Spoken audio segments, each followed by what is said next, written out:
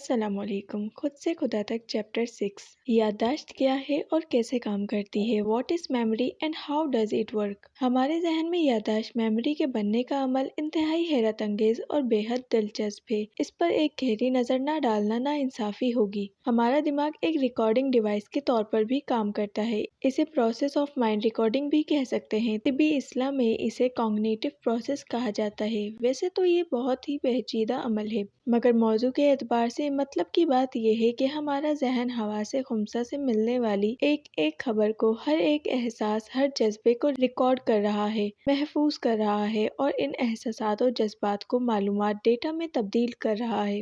یہ بے حد تیز رفتار عمل ہے کہ ہمیں اس کا احساس تک نہیں ہوتا کہ سب محفوظ کیا جا رہا ہے۔ سارا دن جو مشاہدات حاصل ہوتے ہیں، خواہ وہ دیکھنے سے ہوں، چکھنے سے تعلق رکھتے ہوں، سونگھنے سے عمل میں آئیں، جو کچھ دیکھا، سنا اور جو بھی محسوس کیا ہو، وہ عارضی یادداشت شارٹ ٹرم میموری کی شکل میں محفوظ کیا جاتا ہے اور رات کو نیند کے دوران غیر ضروری یادیں، میموریز ختم، ڈیلیٹ کر دی جاتی ہیں تاکہ دماغ پر بوجھ نہ پڑے۔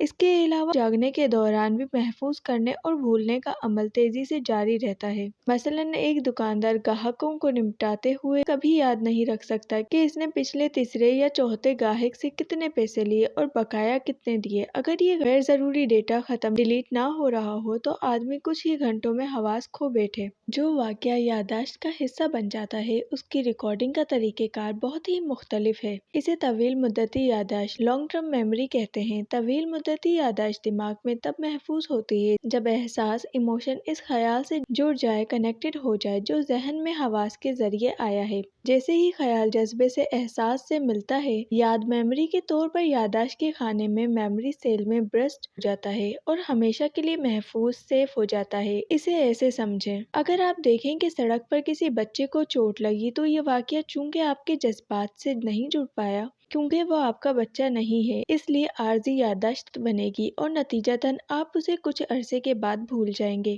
لیکن خدا نخواستہ اگر یہی چوٹ آپ کے بچے کو لگے تو چشم زدن میں یہ منظر جذبات سے مل کر میموری سیل میں برسٹ ہو جائے گا اور ہمیشہ کے لیے آپ کی یادداشت کا حصہ بن جائے گا۔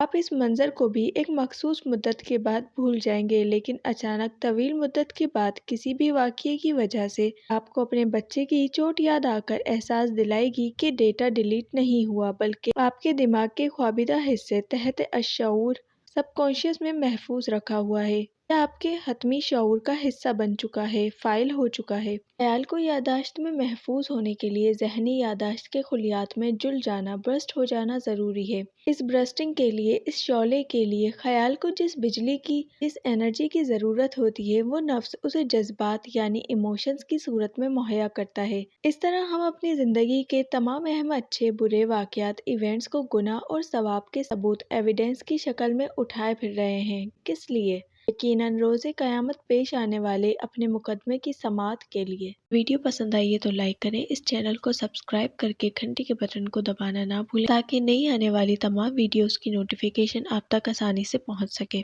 شکریہ۔